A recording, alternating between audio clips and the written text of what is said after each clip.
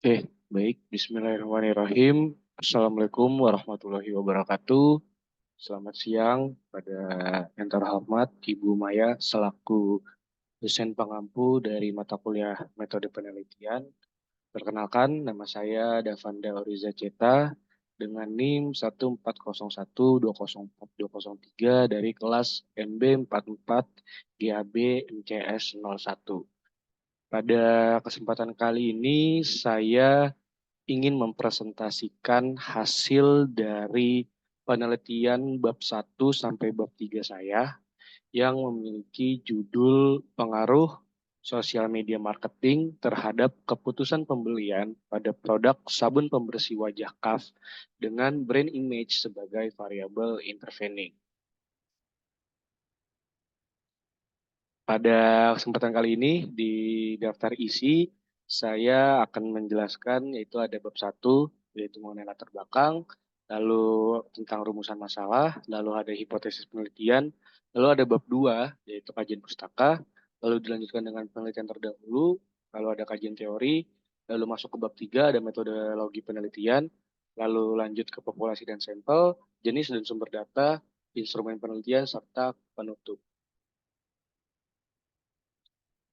Oke, sekarang saya akan masuk ke bab 1 yaitu mengenai profil. Yang pertama ini ada profil perusahaan. KAF adalah suatu brand skincare yang dikhususkan untuk pria dengan terobosan baru yang relevan dengan kebutuhan saat ini. Dihadirkan sebagai rangkaian produk yang halal, berkualitas, dan terinspirasi dari alam untuk merawat kulit, serta kebersihan diri, dan juga KAF memiliki formula yang ringan dengan teknologi Hydro Balance. Itu menurut firmala.com pada tahun 2020. Nah, produk KAF ini sendiri diluncurkan oleh PT Paragon Technology and Innovation sebagai brand personal care untuk pria. Produk ini diluncurkan untuk menghasilkan inovasi dari rangkaian personal care untuk pria yang terinspirasi dari alam. Lalu lanjut ke latar belakang penelitian, yaitu yang pertama, menurut data yang ditampilkan oleh data box menunjukkan bahwa tingkat penggunaan sabun pembersih wajah KAF ini menurun pada bulan Maret 2023. Lalu selanjutnya menurunnya tingkat tingkat penjualan sabun pembersih wajah KAF tentunya memiliki pengaruh dari citra merek dari sabun pembersih wajah KAF itu sendiri. Lalu berdasarkan gambar di atas bahwa produk pembersih wajah KAF mendapatkan banyak respon positif dari konsumennya. Karena produk pembersih wajah KAF ini dapat memenuhi ekspektasi dari para konsumennya. Akan tetapi masih banyak juga dari para konsumen KAF ini yang memberikan respon yang negatif akibat tidak dapat memenuhi ekspektasi para konsumen. Seperti contohnya setelah menggunakan produk pembersih wajah KAF ini dari para konsumen masih menimbulkan jerawat di wajah setelah menggunakan produk pembersih wajah KAF tersebut. Tentunya dengan adanya ulasan para konsumen KAF di akun media sosial Instagram KAF ini dapat mempengaruhi citra produk sabun pembersih wajah KAF tersebut. Lalu selanjutnya masuk ke rumusan masalah. Rumusan masalah pada penelitian kali ini terbagi menjadi 4. Yang pertama itu, apakah sosial media marketing berpengaruh terhadap brand image produk sabun pembersih wajah KAF? Lalu yang kedua, apakah sosial media marketing berpengaruh terhadap keputusan pembelian pada produk sabun pembersih wajah KAF? Lalu yang ketiga, apakah brand image berpengaruh terhadap keputusan pembelian pada produk sabun pembersih wajah KAF? Lalu yang terakhir ada apakah sosial media marketing berpengaruh terhadap keputusan pembelian pada produk pembersih wajah KAF melalui brand image. Lalu masuk ke bab 2, yaitu kajian pustaka. Menurut Yulianti et al. Pada tahun 2019, pemasaran adalah suatu proses bisnis yang terdiri dari berbagai kegiatan yang bertujuan untuk merencanakan, menetapkan harga, mengiklankan, dan menyebarkan produk yang dapat memenuhi kebutuhan serta mencapai pasar yang dituju serta sasaran perusahaan. Lalu, menurut Bill Gates pada tahun 2018, sosial media marketing dapat diartikan sebagai aplikasi online, platform, atau alat media massa yang dapat memungkinkan untuk berkomunikasi dan dapat digunakan sebagai alat pemasaran suatu produk. Lalu menurut Firmansyah, pada tahun 2019, brand image ini adalah suatu persepsi dan emosi yang konsumen miliki ketika mereka mendengar dan melihat merek tersebut. Brand image konsumen yang positif terhadap merek memberi peluang kepada konsumen untuk membeli lebih banyak produk tersebut. Lalu, menurut Priyansyah, pada tahun 2017, minat konsumen untuk membeli produk dapat timbul akibat adanya dorongan atau stimulus yang ditawarkan oleh suatu perusahaan. Sedangkan menurut Rosdiana dan Haris pada tahun 2018, minat adalah sebuah niat yang didefinisikan sebagai suatu keinginan yang kuat untuk melakukan sesuatu yang disukai. Seseorang individu yang mengetahui tentang informasi situs online dapat membuat tertarik untuk melakukan sesuatu yang berhubungan dengan online tersebut sehingga menimbulkan rasa ketertarikan.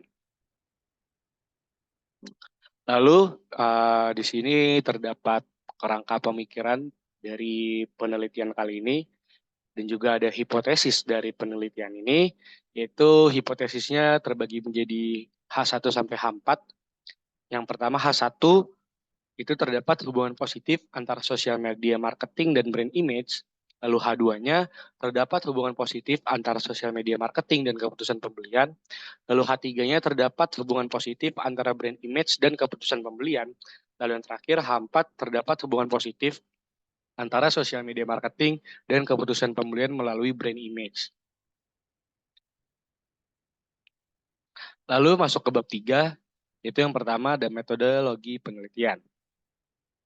Pada tabel tersebut terdapat kriteria penelitian beserta jenis-jenisnya, yaitu tujuan penelitian ini menggunakan jenis yang kausal. Lalu yang kedua, pendekatan terhadap pemohon teori ini jenisnya deduktif. Lalu yang ketiga, untuk metodologi penelitiannya sendiri menggunakan metode kuantitatif. Lalu strategi penelitiannya ini jenisnya dengan melakukan survei. Lalu unit analisisnya ini jenisnya individu. Lalu keterlibatan penelitian ini jenisnya minimal. Latar penelitian ini jenisnya non-contrived. Lalu waktu pelaksanaan penelitian ini jenisnya adalah cross-sectional. Lalu masuk ke populasi dan sampel. Menurut Indrawati pada tahun 2015, populasi adalah seluruh anggota, objek, peristiwa, atau hal-hal yang menjadi fokus kajian dan analisis peneliti. Peneliti menetapkan populasi tertentu sebagai batas dari generalisasi hasil penelitiannya dan hanya berlaku untuk populasi tersebut. Populasi penelitian ini tidak diketahui jumlahnya, tetapi peneliti mengambil sampel dari pelanggan produk sabun pembersih wajah Kaf di Indonesia. Lalu untuk sampelnya, penelitian ini hanya memilih pelanggan produk sabun pembersih wajah Kaf di Indonesia sebagai sampelnya. Penelitian ini menggunakan rumus Bernoulli untuk menentukan jumlah sampelnya karena jumlah pelanggan produk sabun pembersih wajah Kaf tidak diketahui. Untuk jenis dan sumber datanya, sumber pertama yaitu menggunakan data primer. Data primer menurut Sugiono pada tahun 2017 adalah sumber data yang memberikan data langsung kepada peneliti atau pengumpul data. Pada penelitian ini menggunakan kuesioner sebagai data primer yang akan disebarkan kepada 385 responden. Lalu sumber kedua, data sekunder yang diperoleh dari jurnal, buku, dan artikel yang mendukung informasi yang dibutuhkan dalam penelitian ini. Lalu pengujian hipotesis.